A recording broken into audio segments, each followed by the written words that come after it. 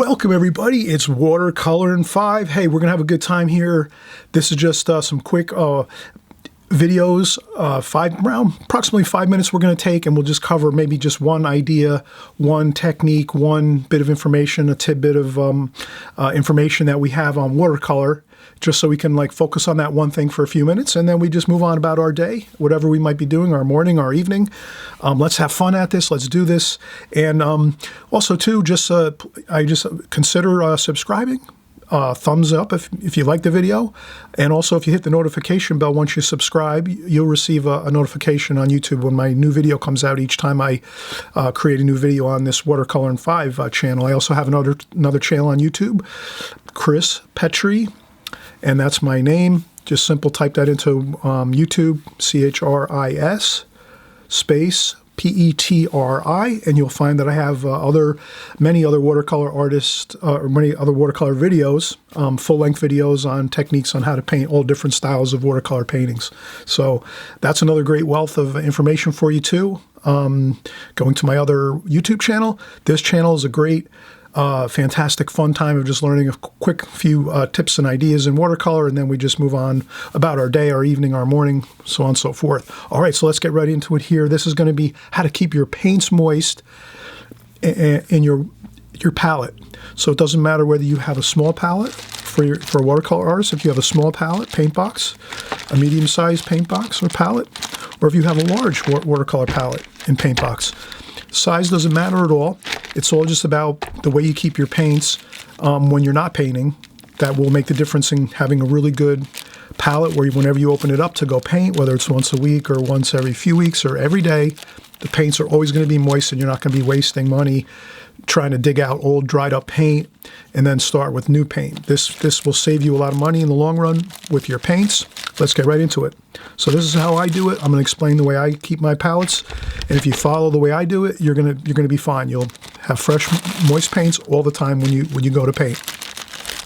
So here, this is my small palette for maybe outdoor painting. The Little Brass Box Company makes these in England. You can order these online if you like them. All different varieties of this style of watercolor paint boxes.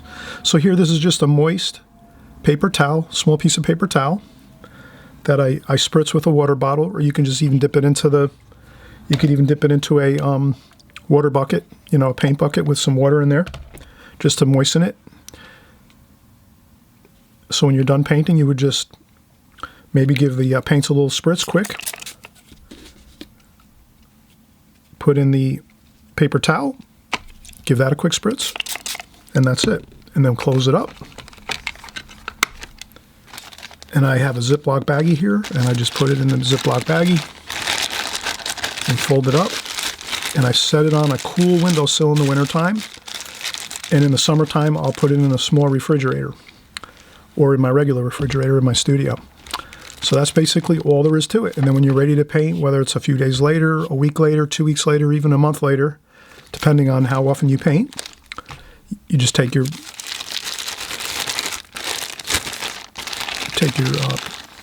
paint box out, and it'll look just like this every time. When you open it up, it's going to be fresh and moist, all the paints.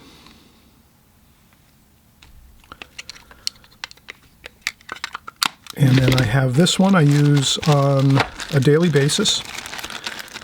This is my medium size paint box by Schminke.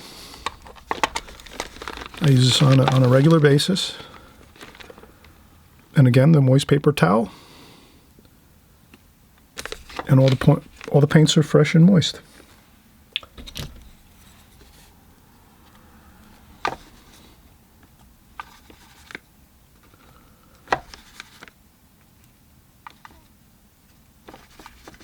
Everything's fresh and moist here. And that's all it is. That's really the simple way to do it. If you find that you have, occasionally you might have a little bit of mold that might grow on some of the paints. Usually I get mold on my ivory black and sometimes on certain blues, maybe like peacock blue. I think I get some mold once in a while. Sometimes the mold might move over into other colors, but you just simply scrape up any little bit of mold if you do see any. You just take that up and you just grab a tissue or a paper towel and you just wipe the mold off on that. So if you do see any, you know, you just, and that's all. No worries. And that should be good. And then when you're done painting for the day or for the hour, you simply just wrap up your box. You take your spritzer bottle, just give a quick spritz to the paint. Put your paper towel in there, give that a quick spritz. You wrap it up, you put it in the plastic bag, and then you just fold it over. And again, you can rest this on a cool windowsill in the wintertime. You can also put this in the refrigerator or a small refrigerator. Always be safe when you use your paints. Some watercolor paints are toxic, so always follow all the precautionary warnings on all of your paints and paint tubes and your paint boxes whenever you buy paints. And then finally we have our large box. This is my large paint box. Haven't used this in a couple months. And when I opened it today, it was in the refrigerator in this bag. When I opened it up today, everything was fine. In the fridge. That's all it was, in the fridge with a damp, moist sponge. And you can see everything here is fresh and moist, all the colors.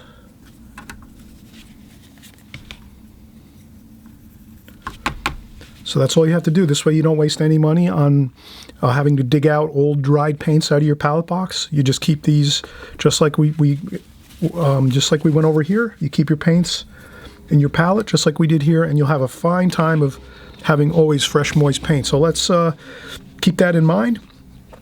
It'll save you a lot of time and money, and then you'll be much happier and having a lot more fun with your painting instead of worrying about other things like having to work on digging old dry paints out of the box or having to go to the paint store and buy a lot of paint. This will save you money by just keeping your paints fresh and moist all the time, just like we went over here.